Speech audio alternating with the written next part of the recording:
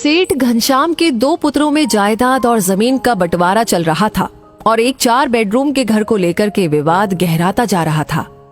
एक दिन दोनों भाई मरने मारने पर उतारू हो चले तो पिताजी बहुत जोर से हंसे।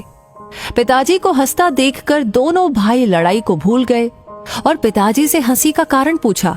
पिताजी ने कहा, इस छोटे से जमीन के टुकड़े के लिए इतना लड़ रहे हो, छोड़ो इसे, आओ मेरे साथ, एक अनमोल खजाना दिखाता हूँ मैं तुम्हें। पिता घनश्याम जी और दोनों पुत्र पवन और मदन उनके साथ रवाना हुए। पिताजी ने कहा, देखो अगर तुम आपस में लड़े तो फिर मैं तुम्हें उस खजाने तक नहीं लेकर जाऊंगा और बीच रास्ते से ही लौटकर आ जाऊंगा।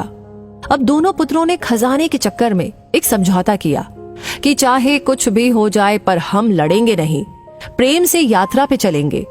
गांव जाने के लिए एक बस मिली पर सीट 2 की मिली और वो 3 थे। अब पिताजी के साथ थोड़ी देर पवन बैठे तो थोड़ी देर मदन। ऐसे चलते चलते लगभग 10 घंटे का सफर तय किया तब गांव आया। घनश्याम जी दोनों पुत्रों को लेकर एक बहुत बड़ी हवेली पर गए। हवेली चारों तरफ से सुनसान थी। घनश्याम जी ने देखा कि हवेली में जगह जगह कबूतरों ने अपना घोंसला बना रखा है तो घनश्याम जी वहीं बैठकर के रोने लगे। पुत्रों ने पूछा, क्या हुआ पिताजी, आप रो क्यों रहे हैं? रोते हुए उस वृद्ध पिता ने कहा कि जरा ध्यान से देखो इस घर को, जरा याद करो वो बचपन जो तुमने यहाँ बिताया था। तुम्हें याद है बच्चों, इस हवेली के लिए मैंने अपने बड़े भाई से बहुत लड़ाई की थी। ये हवेली तो मुझे मिल गई पर मैंने उस भाई को हमेशा के लिए खो दिया क्योंकि वो दूर देश में जाकर बस गया और फिर वक्त बदला। एक दिन हमें भी ये हवेली छोड़कर जाना पड़ा। अच्छा तुम ये बताओ बेटा कि जिस सीट पर हम बैठकर आए थे क्या वो बस की सीट हमें मिल गई? और अगर मिल भी जाती तो क्या वो सीट हमेशा हमेशा के लिए हमारी हो जाती? मतलब कि उस सीट पर हमारे सिवा और कोई न बैठ सकता। दोनों पुत्रों ने एक साथ कहा कि ऐसे कैसे हो सकता है, बस की यात्रा तो चलती रहती है और उस सीट पर सवारियां बदलती रहती है। पहले हम बैठे थे, आज कोई और बैठा होगा और पता नहीं कल कोई और बैठेगा। और वैसे भी उस सीट में धरा क्या है जो थोड़ी सी देर के लिए हमारी है? पिताजी पहले तो हंसे और फिर आंखों में आंसू भरकर बोले, देखो यही मैं तुम्हें समझा रहा हूं कि जो थोड़ी देर के लिए जो तुम्हारा है, तुमसे पहले उसका मालिक कोई और था।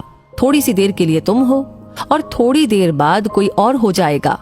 बस बेटा एक बात ध्यान रखना कि इस थोड़ी सी देर के लिए कहीं तुम अपने अनमोल रिश्तों की आहुति न दे देना। अगर पैसे का प्रलोभन आए तो इस हवेली की इस स्थिति को देख लेना कि अच्छे अच्छे महलों में भी एक दिन कबूतर अपना घोंसला बना लेते हैं। बेटा मुझे यही कहना था कि बस की उस सीट को याद कर लेना जिसकी रोज सवारियां बदलती रहती है। उस सीट की खातिर अनमोल रिश्तों की आहुति न दे देना। जिस तरह से बस की यात्रा में तालमेल बिठाया था, बस वैसे ही जीवन की यात्रा में भी तालमेल बिठाते रहना। दोनों पुत्र पिताजी का अभिप्राय समझ गए और पिता के चरणों में गिरकर रोने लगे। तो मित्रों, जो कुछ भी ऐश्वर्य धन संपदा हमारे पास है वो सब कुछ बस थोड़ी देर के लिए ही है। थोड़ी थोड़ी देर में यात्रा भी बदल जाती है और मालिक भी। रिश्ते बड़े अनमोल होते हैं। छोटे से ऐश्वर्य धन या संपदा के चक्कर में कहीं किसी अनमोल रिश्ते को न खो देना। आओ आज पहले घर के रिश्तों में प्यार भरते हैं और हम अपने घर को ही स्वर्ग बनाते हैं।